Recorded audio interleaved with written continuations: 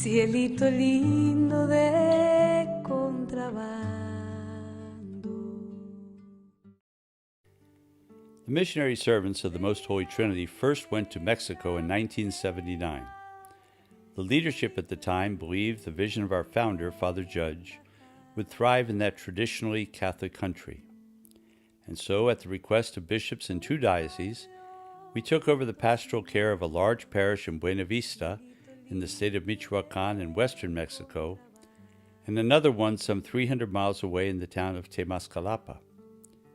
For almost 25 years, we strived to fulfill what Father Judge called our chief effort, to develop an apostolic, a missionary spirit in the laity.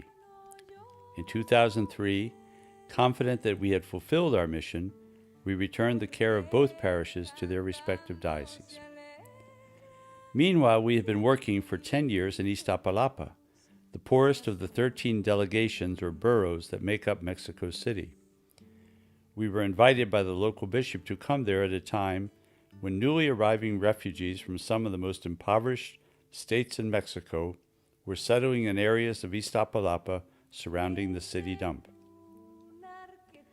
One particular neighborhood was called New Colony because it sprang up practically overnight. In New Colony, on the side of a steep hill, families built tiny shacks made of corrugated cardboard. There were no paved roads, running water, or any of the other services provided in other parts of the city. Today it is a different place altogether. The roads are paved, the city provides utilities, there are schools and public transportation. Yet still today, more than 40% of the population is considered socioeconomically marginalized. One thing that hasn't changed in these 2 decades is the faith of the people and their generosity and spirit of sacrifice. When the mission first opened, a widow named Esperanza was living with her 3 children in a 1-room concrete house inside the city dump. She and her children eked out a living peddling tortillas and scavenging through the dump for anything they could eat or sell. When the parish held a potluck dinner to celebrate one of their patron saints, Esperanza and her children came. Knowing her situation, no one thought she would have anything to share, but she surprised everyone when she presented her offering, a box of crackers. In that small gesture, Esperanza embodied the faith, generosity, and spirit of sacrifice we find so often in the people on our Mexican missions. Just a month after we left Buena Vista and Temascalapa, we took responsibility for a parish in Chimalhuacan, a town of about 25,000 people, located just outside the northeastern border of Mexico City. Chimalhuacan is a melting pot. Many come from all over Mexico due to its proximity to the capital.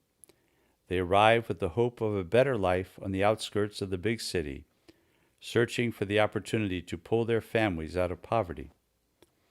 The migrants bring a rich variety of customs and beliefs to the community, making Chimalhuacan a very culturally diverse area. There is no doubt that life is hard for the people. The community is affected by violence, low wages, the loss of family values, and in some cases, religious apathy. Still, the missionary servants have made a tremendous difference in the lives of the people. Our mission in Chimalhuacan is a good example of how our approach to the preservation of the faith can nurture a Catholic community. Since we first arrived, the mission has grown to include 5 chapels and 13 neighborhood sectors.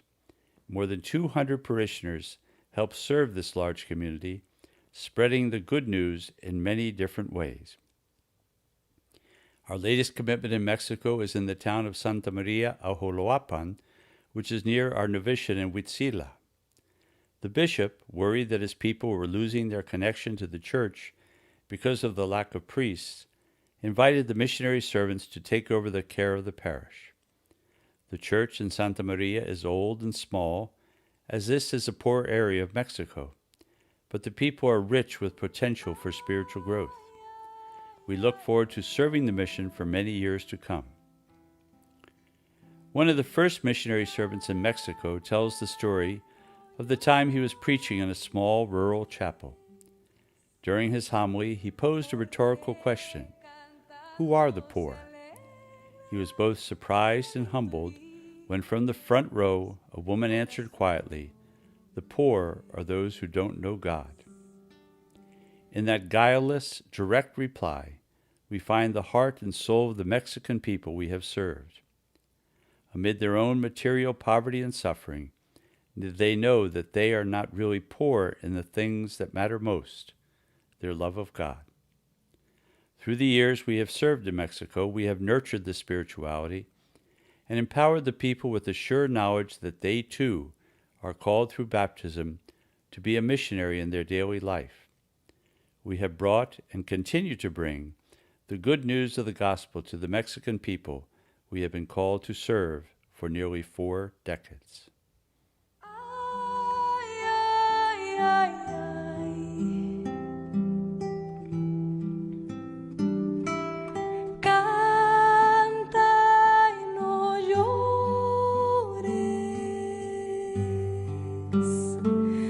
Porque cantando se alegran, cielito lindo, los corazones